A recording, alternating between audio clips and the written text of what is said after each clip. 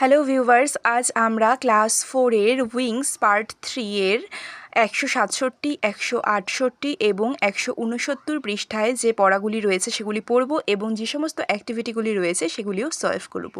তো চলো দেখতে থাকো। দেখো এখানে প্রথমেই দেওয়া আছে word troop.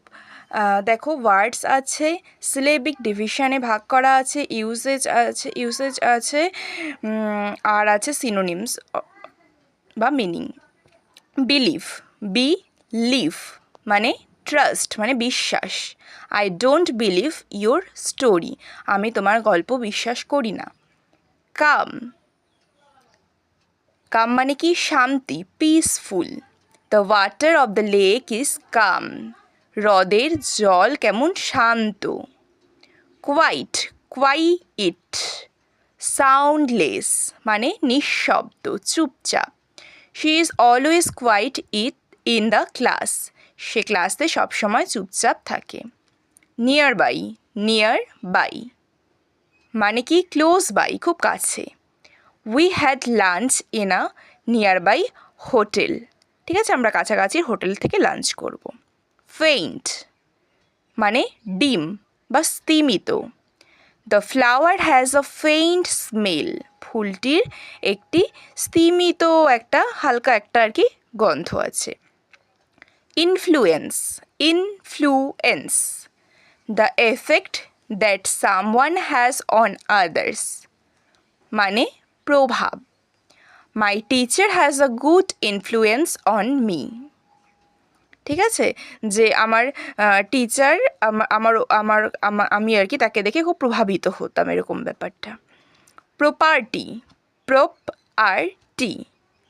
Material owned by someone, সম্পত্তি। This house is our property, এই বাড়িটা হলো আমাদের সম্পত্তি।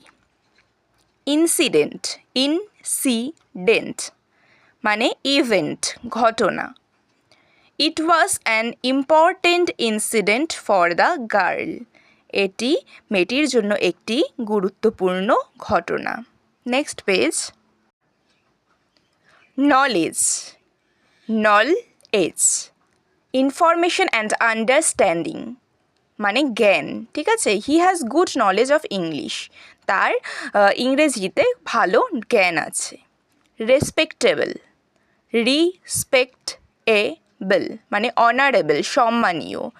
Mister Arun is a respectable person, mister অরুণ একজন সম্মানীয় ব্যক্তি। স্ট্রেঞ্জার আননোন পারসন মানে অচেনা মানুষ। স্ট্রেঞ্জার মানে কি তাহলে? অচেনা মানুষ। The stranger knocked on the door, অচেনা একজন মানুষ দরজায় নক করছে। ডেডিকেটেড কমিটেড বা লয়াল, গিভেন ওভার টু মানে নিবেদিত প্রাণ। I dedicated the song to my parents. কি আছে একটা? সেভিয়ার মানে friend in need a rescuer মানে ত্রাণকর্তা, ঠিক আছে। The king is the saviour of his man, রাজা তার প্রজাদের কি হয়? ত্রাণকর্তা হয়। রেভারেন্স রেসপেক্ট মানে শ্রদ্ধা। We must show reverence to our parents, আমরা অবশ্যই আমাদের পিতা মাতাকে শ্রদ্ধা করব। চ্যারিটি মানে helping people in need relief মানে দান করা, যাদের দরকার দানে তাদেরকে দান করা। The old man gave his money to charity, বৃদ্ধ মানুষটি তার টাকা চ্যারিটি করলো মানে দান করলো, তার যা টাকা ছিল সেগুলো দান করলো। Next page. তো এরপর দেখো 169 পৃষ্ঠায় কি আছে? অ্যাক্টিভিটি 7 আছে। Fill in the blanks with the words given in brackets, ব্র্যাকেটে কিছু ওয়ার্ডস দেওয়া আছে, সেই শব্দগুলিতে বেছে নিয়ে এখানে ফাঁকা জায়গাগুলোকে পূরণ করতে বলেছে। 1 নাম্বার কি বলেছে? She does not know the man, সে মানুষটিকে জানে না। He is a dash to him, সে তার জন্য কি? স্ট্রেঞ্জার, তাই না? একটু আগে আমরা ওয়ার্ড ট্রুপে পড়লাম স্ট্রেঞ্জার মানে অচেনা ব্যক্তি, তাহলে সেই মানুষটি সে চেনে না মানে সেই মানুষটি তার জন্য অচেনা মানে stranger.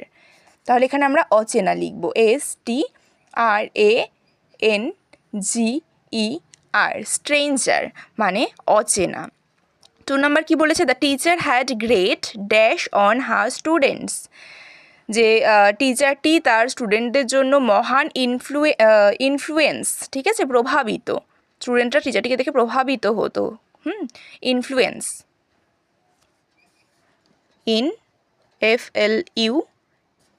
FLUENCE, the teacher had great influence on her students. ঠিক আছে। 3 number, we remember APJ Abdul Kalam with, আমরা রিমেম্বার মানে কি স্মরণ করা, APJ আব্দুল কালামকে স্মরণ করি কিসের সঙ্গে, শ্রদ্ধার সঙ্গে, রেভারেন্স। ঠিক আছে, রেভারেন্স মানে শ্রদ্ধা,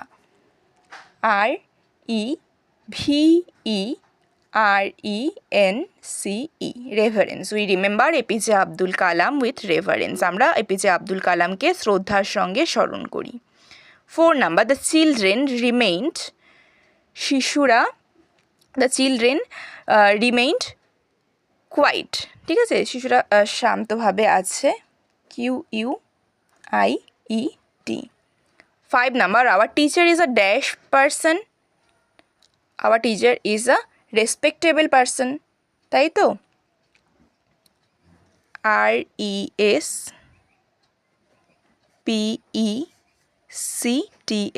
RESPECTABLE, রেসপেক্টেবল মানে সম্মানীয়, আমাদের শিক্ষক একজন সম্মানীয় ব্যক্তি, পার্সন মানে ব্যক্তি, আর রেসপেক্টেবল মানে হলো সম্মানীয়, আর টিচার মানে শিক্ষক, আওয়ার মানে আমাদের, our teacher is a respectable person, আমাদের শিক্ষক একজন সম্মানীয় ব্যক্তি। এরপর দেখো কি আছে, activity 8, make sentences with the following words, এই ওয়ার্ডগুলি দিয়ে সেন্টেন্স তৈরি করতে বলেছে, মানে বাক্য তৈরি করতে বলেছে। ঠিক আছে, ফেইন্ট, আমরা কিন্তু ওয়ার্ডরোবে পড়েছি সমস্ত ওয়ার্ডগুলো।